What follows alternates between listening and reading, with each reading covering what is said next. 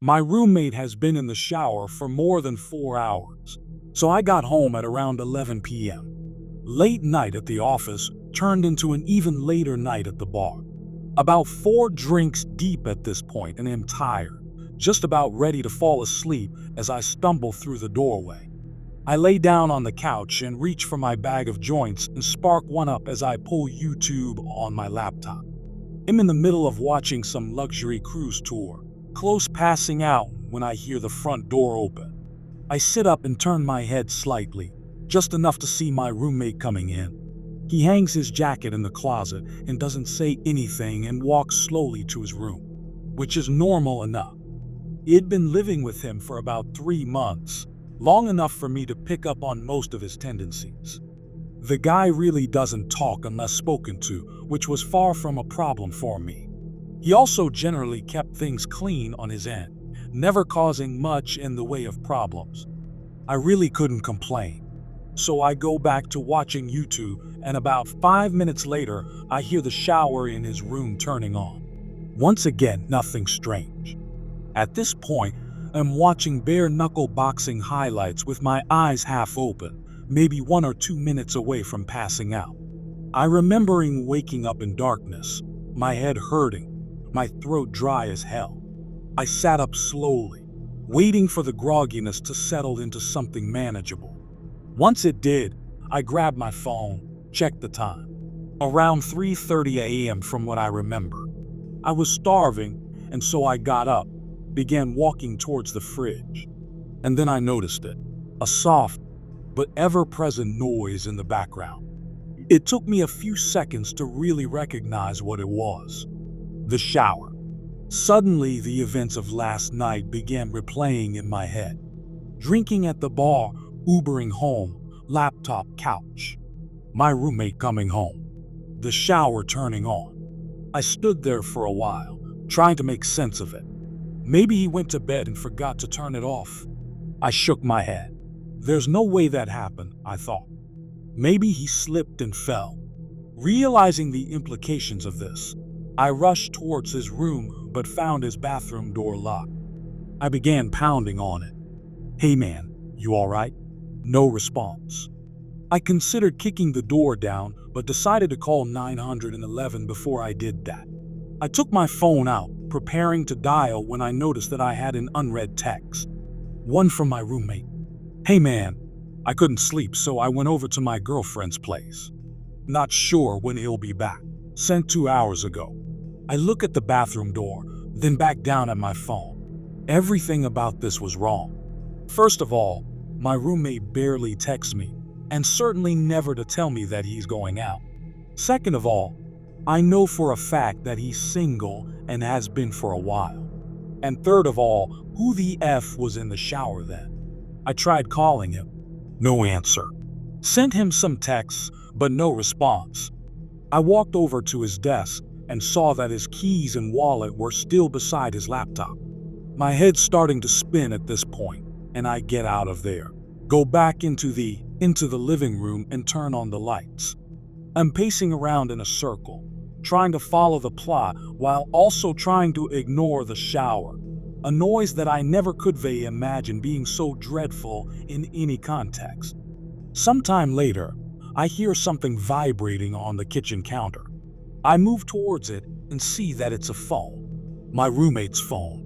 The panic begins setting in, and immediately I grab my keys and run out of the apartment. I make my way down the hall and take the stairs down to the lobby, but even that doesn't seem far enough away, and so I make my way over to the McDonald's across the street. I sit there for a while, considering calling the cops, but for some reason feeling too nervous to do so. But even though there's hardly anybody in there, the place begins to feel suffocating, and I decide to leave, walking back out onto the empty streets.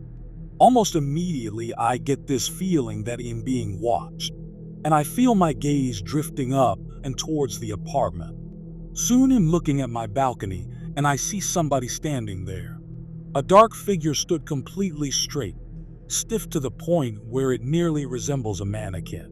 But it isn't one. If I look closely, I can see it just slightly sway. I froze in place, my mind hardly able to understand or accept what it was seeing. It's not my roommate. It's too tall. In fact, it's too tall to be anybody I know, its head nearly scraping the bottom of the balcony above. No matter how hard I tried, I couldn't make out any of its details. The darkness and distance may have been enough to explain that away.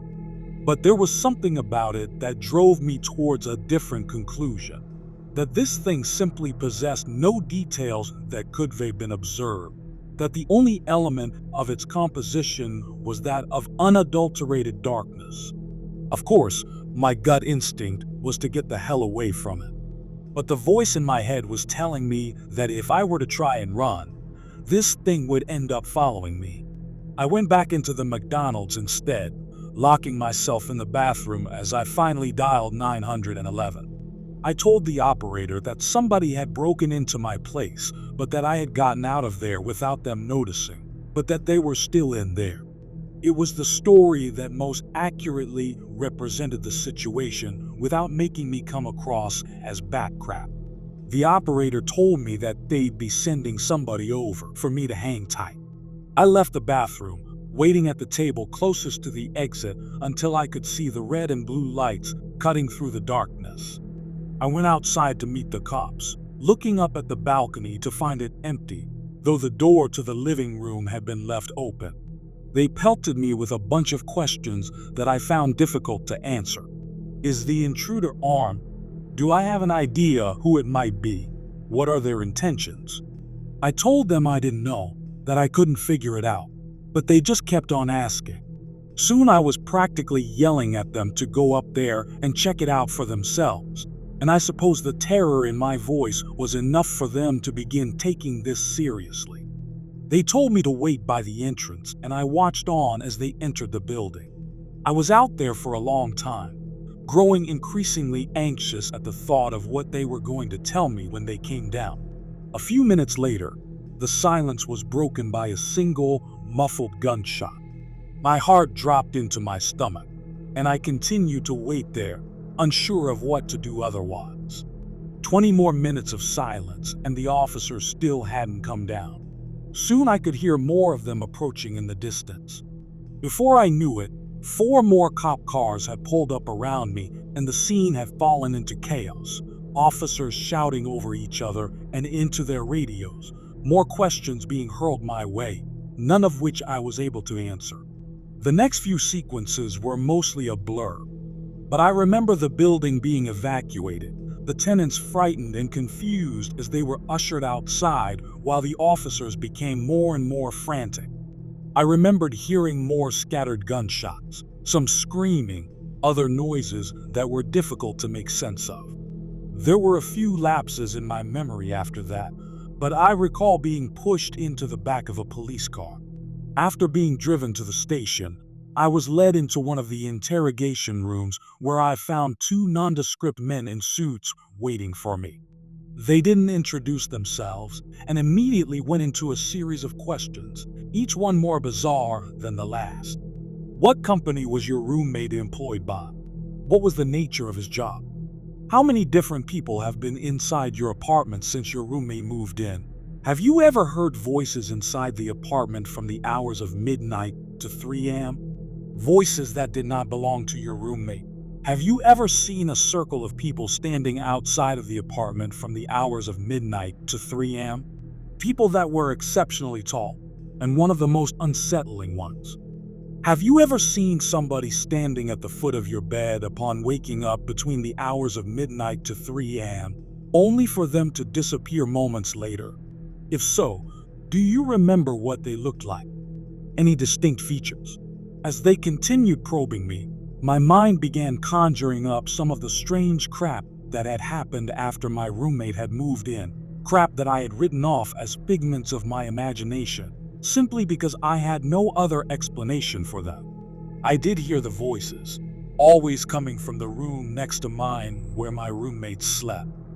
I was always so tired when I heard them, but I do remember it either sounding like a young woman or a man with an extremely deep voice. I could never make out any words. It always sounded like gibberish. And then there was that one time where I went to the bathroom in the middle of the night. Still half asleep, I didn't bother turning the lights on as I entered. But as my eyes began adjusting to the dark, I could have sworn that somebody was already sitting on the toilet. Somebody extremely tall. Of course, when I turned on the lights, nothing was there. It was easy to chalk it up as a product of late-night drowsiness at the time, and I had never really thought about it since. After doing my best to give them useful information, the suits spent a good few minutes taking notes on their phones. Once they were done, they sat up quickly, told me that they'd be in touch before leaving the room. A cop came in a few minutes later and told me that since I couldn't return to the apartment, they would set me up in a nearby hotel until they were able to get the situation under control, and that I should stay put until they gave me a call. What happened? I asked him. What did you guys find up there?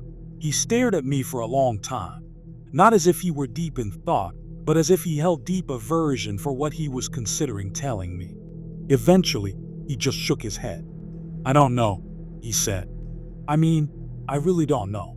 I nodded, tried to smile, though I'm sure it didn't come across very well. It's the next day now and I'm in the hotel. Of course, I couldn't sleep, couldn't really eat. The officer hasn't called me yet. When I try searching up information about the evacuation on the internet, all I can find are articles claiming that it was due to a fire. Effing fire. Update. I fell asleep and I just woke up. It's 1 o'clock now, and I can hear the shower.